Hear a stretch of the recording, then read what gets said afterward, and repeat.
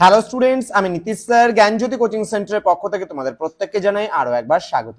তো স্টুডেন্টস, আজকে আমি তোমাদের সঙ্গে আলোচনা করব নর্থ বেঙ্গল ইউনিভার্সিটি আন্ডারে যে সমস্ত ছাত্রছাত্রীরা বিভিন্ন কলেজগুলোতে 4th সেমিস্টারে পড়াশোনা করছো, যারা এনইপি 4 ইয়ার আন্ডার গ্র্যাজুয়েট প্রোগ্রামের অধীনস্থ রয়েছে, তাদের আজকে মেজর পেপার 6 থেকে স্মার্ট সাজেশন নিয়ে আলোচনা করব। 2025-এ যারা পরীক্ষা দেবে তাদের জন্য আজকের এই ক্লাসটি কিন্তু খুব গুরুত্বপূর্ণ, এবং তোমরা যারা আজকে এই ভিডিওটি দেখছো তারা অবশ্যই চ্যানেলটিকে সাবস্ক্রাইব করে পাশে থাকা বেল আইকন অল প্রেস করে দাও, যাতে নেক্সট টাইম থেকে কোনো ভিডিও আপলোড করলে তার নোটিফিকেশন তুমি সবার আগে পেতে পারো। বন্ধুদের সঙ্গে ভিডিওটি শেয়ার করো। যাদের মেজর হিসাবে হিস্ট্রি রয়েছে তাদের আজকে মেজর পেপারের 6-এর 3টে পার্টের সাজেশনটা পাবে আজকে সারাদিনের মধ্যে। সেটা হচ্ছে মেজর পেপার 6-এর তোমাদের কিন্তু আমি বলেছি 12 নম্বরের মাত্র 8টা প্রশ্ন পড়লেই কিন্তু হয়ে যাবে, তার মধ্যে থেকে তোমরা কমন পাবে। এই 8টা গুরুত্বপূর্ণ প্রশ্ন কি রয়েছে সেটা আজকে বলে দেব। এবং তোমরা যারা এখনো হিস্ট্রি নোটস নেই, তোমাদের আর 2 সপ্তাহের মতো বাকি পরীক্ষার, তোমরা যারা আমাদের থেকে অনলাইনে নোটস পত্র নিতে চাইছো তারা যোগাযোগ করবে আমাদের অফিসিয়াল নাম্বার 7076398606 নাম্বারে অথবা 6295916282 নাম্বারে। তোমাদের টোটাল কোর্স ফি রয়েছে পুরো 6টা সাবজেক্টের নোটস নিলে পারে 1199 টাকা। এবং যদি কেউ মেজর পেপার নাও সেক্ষেত্রেও কিন্তু সেম কোর্সই দিতে হবে। এবং যদি কেউ মাইনর পেপার নিতে চাও সেক্ষেত্রে তোমাদের কোর্স ফি রয়েছে অনলি 599 রুপিস। এবং একটা সিঙ্গেল সাবজেক্ট যদি নিতে চাও পাস কোর্সের তাহলে সেক্ষেত্রে 299 রুপিস পুরো কোর্স ফি। তো দেরি না করে আজই যোগাযোগ করো আমাদের সঙ্গে এবং যুক্ত হয়ে যাও আমাদের অনলাইন ক্লাসে।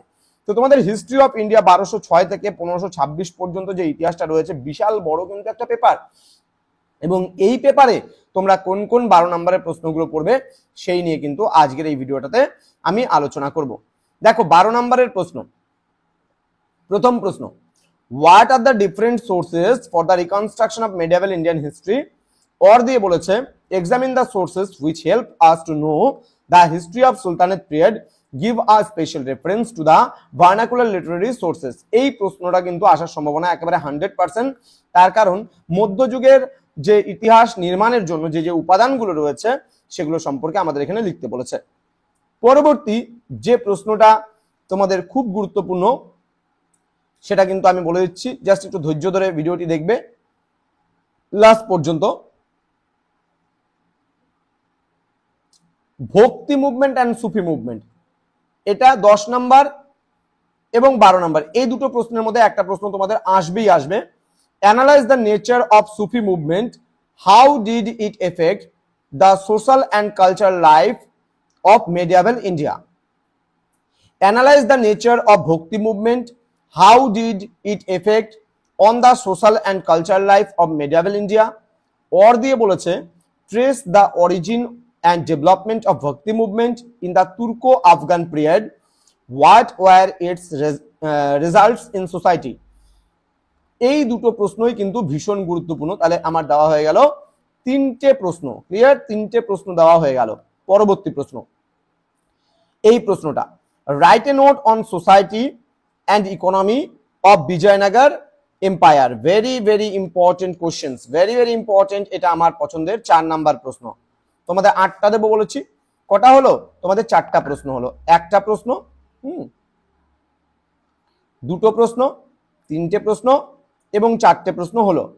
নেক্সট প্রশ্ন, এই প্রশ্নটা, what is Khalji revolution, what was its impact. Khalji বিপ্লব কি এবং এর গুরুত্ব কি ছিল, এটা আমার পছন্দের 5 নাম্বার প্রশ্ন। এবার 6 নাম্বার প্রশ্ন যেটা রয়েছে, এই প্রশ্নটা, do you agree that the economic measures of Alauddin Khilji strength political power of Delhi Sultanate, or দিয়ে বলেছে what were the economic reforms of Alauddin Khilji।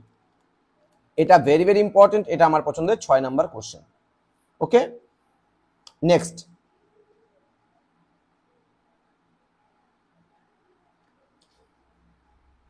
Ilias শাহীটা ভালো করে পড়বে, ইলিয়াস শাহী। ওকে, examine the importance of the reign of Ilyas Shahi in the history of Bengal। এই প্রশ্নটা খুব ভালো করে পড়বে, ভীষণ ভালো করে পড়বে।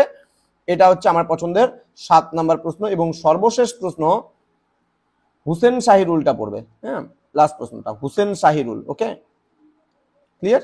এটাও ভালো করে পড়বে, হুসেন শাহী রুল ইন বেঙ্গল, এটা আমার পছন্দের 8 নম্বর প্রশ্ন। এইবার বলে রাখি, তোমাদেরকে একটু ধ্যান দিয়ে শুনবে, এখানেই কিন্তু ভিডিওটা শেষ নয়।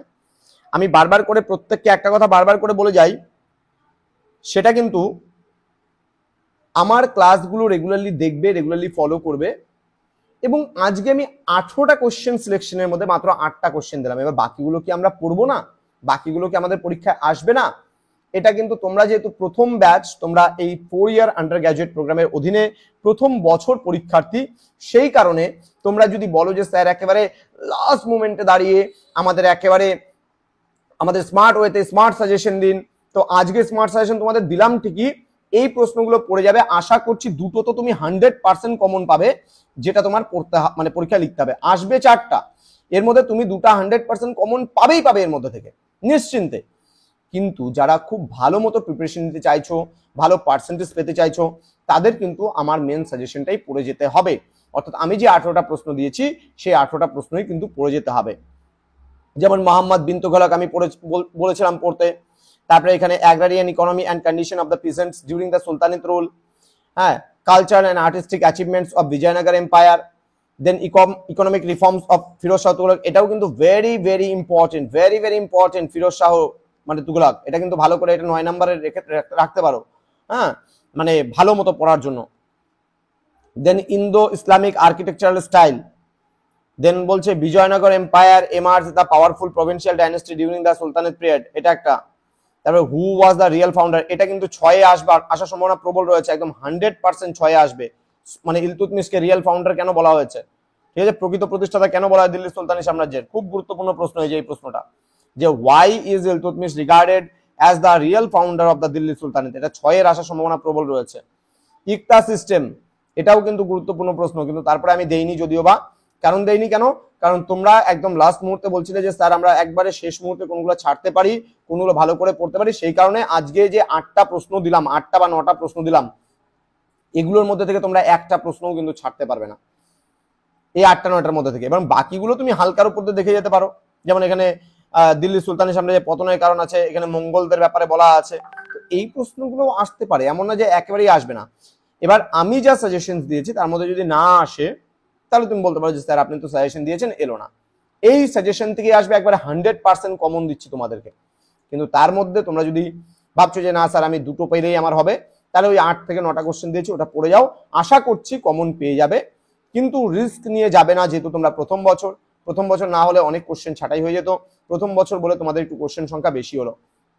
যারা এখনো আমাদের চ্যানেলটিকে সাবস্ক্রাইব করোনি, তারা অবশ্যই চ্যানেলটিকে সাবস্ক্রাইব করে পাশে থাকা বেল আইকন অল প্রেস করো। তোমার বন্ধুদের সঙ্গে আজকের এই স্মার্ট সাজেশনটা অবশ্যই শেয়ার করে দাও, কারণ এই স্মার্ট সাজেশনটা তোমাকে আরো বেশি স্মার্ট করে তুলবে এবং পরীক্ষায় তুমি খুব ভালো করে মানে দিতে পারবে। তো দেখা হচ্ছে আরো একটা নতুন ভিডিও নিয়ে, পার্ট 2 নিয়ে। আজকে পার্ট 1 ছিল, যেখানে আমরা আলোচনা করলাম মোস্ট ইম্পর্টেন্ট 12 মার্কসের প্রশ্নগুলোকে নিয়ে। এরপরে পার্ট 2 ভিডিও আসবে, যেখানে আলোচনা করা হবে তোমাদের সঙ্গে মোস্ট ইম্পর্টেন্ট 6 মার্কসের, যে তোমাদের 10টা প্রশ্ন যেটা পড়ে যেতেই হবে পরীক্ষায়, সেই 10টা প্রশ্ন নিয়ে আলোচনা করো পরবর্তী পার্টে।